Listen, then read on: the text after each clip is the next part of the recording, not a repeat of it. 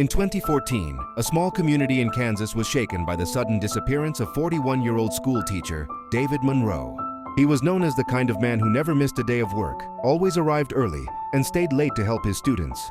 So when he failed to show up one Monday morning, everyone knew something was wrong. His car was found parked neatly in his driveway, the door to his house locked from the inside.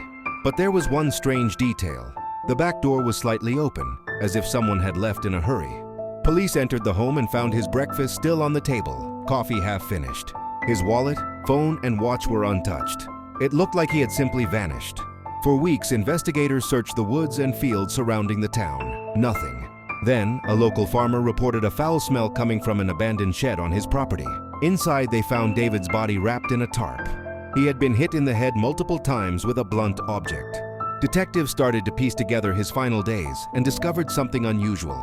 David had recently filed a complaint against one of his colleagues, accusing him of altering student grades for cash. That teacher, a man named Thomas Riley, had suddenly quit the day David went missing.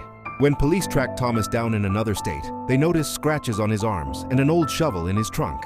DNA on the shovel matched David. Confronted with the evidence, Thomas confessed. He claimed David had threatened to expose him, and in a panic, he hit him during an argument. He drove David's body out to the shed, hoping it would never be found. But the guilt didn't last long. He had tried to start a new life under a false name. Thomas was sentenced to 35 years in prison.